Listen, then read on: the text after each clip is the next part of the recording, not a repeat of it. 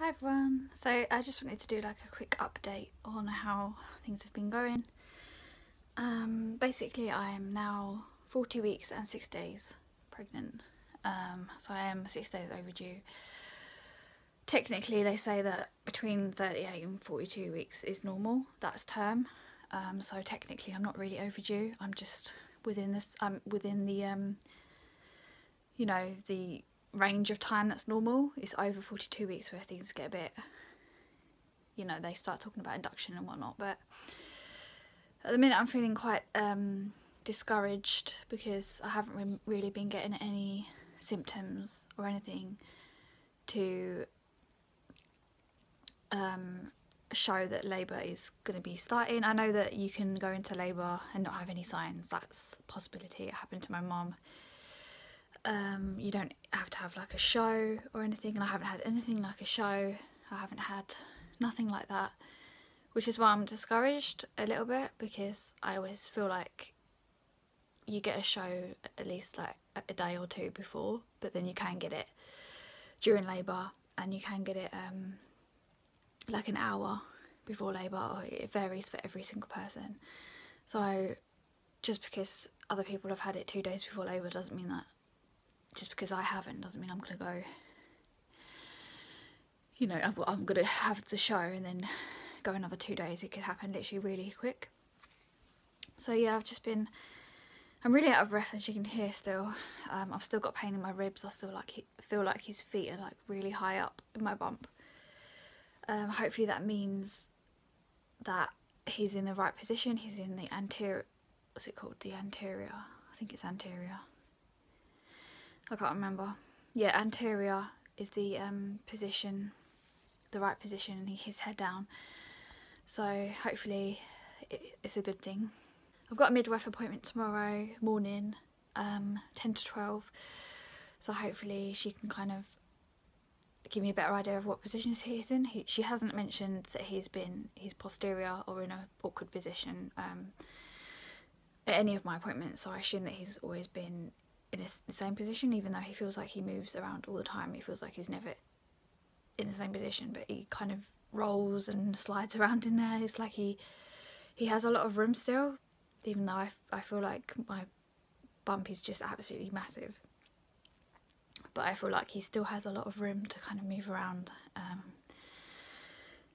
and I feel like he's definitely comfortable. I never thought that I would go this overdue. I never thought that I would go to my due date just because of how big I was, but you know, I never would have known if I'd have gone overdue with my daughter, because again I was induced 39 plus 3 and now I'm 40 plus 6, 41 tomorrow, which feels insane that I'm going to be 41 weeks tomorrow. But I just kind of take it like he's not ready to come out yet. I've got to kind of give it at least another week before it gets to induction. I don't want to think about induction any sooner than 42 weeks, just because of my terrible experience last time. I'd rather try and get things moving, even though nothing really seems to be working. I don't think I'm doing enough of things to get things moving, because I'm kind of worried about, what I'm worried about is if I try to induce it myself, like with safe, natural ways, that it's gonna give me worse contractions and it's gonna happen very, very fast. When my partner's at work, and he works an hour and a half away in London, so I don't want to chance that happening. So I'm a bit like, I just don't feel right doing that. But if I did, the closer I get to 42 weeks, the more I'm thinking of like just trying to get things moving. My body will go into labour when it's ready. The baby will come out when he's ready. So but as for like, I'm not so tired today. Yesterday I was very, very, very, very tired, but I can't sleep at night. I'm struggling to sleep at night due to needing the toilet constantly. I wake up every time my daughter literally moves or groans in her sleep or talks or in her sleep. She like grizzles a little bit in her sleep, and that I wake up every time that happens, because we're still in the same room. And I feel like I'm just such a light sleeper at the moment. I can't relax, because every time I wake up in the morning I'm like, oh, nothing happened. So I kind of feel like another day of nothing. But then at the same time I'm kind of like trying to make the most of having just my daughter before everything turns upside down and sort of gets a lot more chaotic. It's not bad, but just a lot more busy. But yeah, I'm getting a bit of pain, but that's been happening for days. This past week, just some days I've had nothing, other days I've had sharp pain in my cervix. I think it's lightning, it's called lightning. I've had a lot of that, mainly when I'm lying down at night, and I can feel it today. Usually I would go to the shops, take my daughter to the shops, but today my mum and sister have taken her because I just feel like I've got a lot of lightning. I'm not going to be able to walk all the way because it's a fair walk to the shops. I can feel a lot of movement, but with his head down below, like really low down. So I thought I'd just stay indoors. I don't want a chance going out and being in lots of pain. Plus I get so many weird looks from strangers, like they just literally stare at my belly, and it's so rude. Because of how big I am and how small I am everywhere else. But that's just my build, that's just how I am. It's how I was born, how my body is just small. So yeah, I think my midwife did say, my last midwife appointment was 39 weeks. Yeah, 39 weeks. So she'll probably offer me another induction, offer me another membrane sweep, which I declined the first time, and I'm not going to have it tomorrow. I just don't want it. I know people may think, well, why not? It could start labour, you know, it could encourage it. But I just really don't want someone's finger up there, to be honest. It's excruciating, for one. I'm going to get checked anyway in labour. I don't really want to have pains if my body's not ready to go into labour anyway, because it's not going to work. I know I'm further along than I was when I had it with my daughter. My body was like 100% not ready. I was softening, but then you can be softening for weeks and weeks and weeks. It doesn't mean you're going to go into labour straight away. So I really don't want to have that at all. Plus I'm worried that she'll accidentally break my waters and there'll be a risk of infection, and I've read a lot of like bad stuff about it. It's not dangerous because they wouldn't do it, but I'm just a bit kind of, I just feel like I'm, what's the word? I just feel like I don't want to risk it, basically. I don't want to risk anything in that area. I just feel like I don't want to have it done this time. But I know that she will probably be booking an induction, not necessarily for this week. They may have like an opening for this week, I'm not really sure. But in all likelihood, I'm definitely going to push for next week. Not necessarily Wednesday when I'm exactly 42 weeks, but as close as that date as possible, because I just want to make it clear to my midwife that I just don't want to be induced. I want to have more time to kind of try and get things moving on my own. I've got my birthing ball. Well, I haven't actually, it's not blown up, it's not inflated at the moment. I had it with my daughter, but it's still in the box.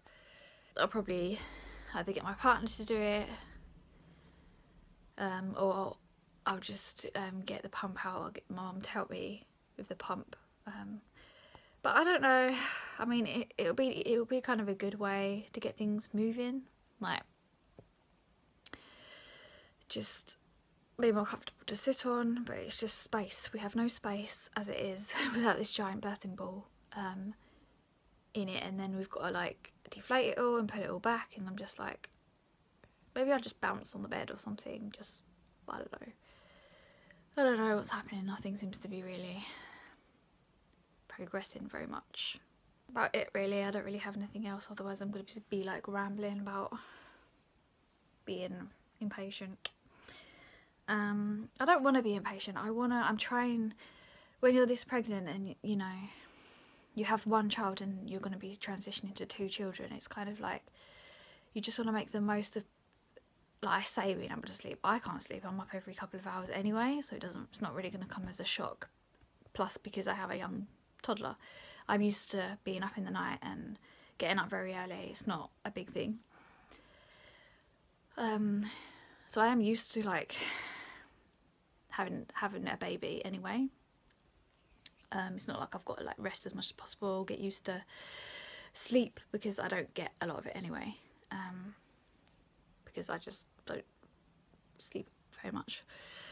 But yeah, just, I don't know, just trying to make the most of the last few days of pregnancy, because I didn't do that with my daughter. I kind of wanted to rush it, and I didn't want to be induced with her, but I felt like the whole experience was just awful, and I really want to enjoy it this time. I'm determined to enjoy it, and think positively and read positive stories and not get discouraged and not get stressed.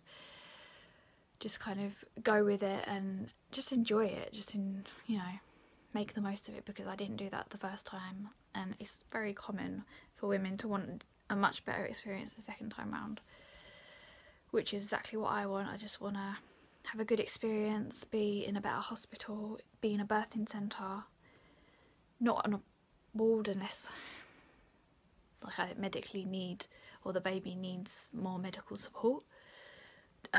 If anything goes wrong, because I am open to like things could go wrong. But yeah, I don't really have anything else to talk about. Not many symptoms at all, just a bit of cramping, back pain, a couple of Braxton Hicks, like probably about 4 a day. I don't really have a lot of Braxton Hicks either. Constipation is a big one, even though I read that labour does, like, you do have a bit of a clear out when you're about to go into labour, but I've kind of got the opposite issue, so I'm like, what's that about? But we'll just see what happens in our update when things start progressing more. Bye, see you later.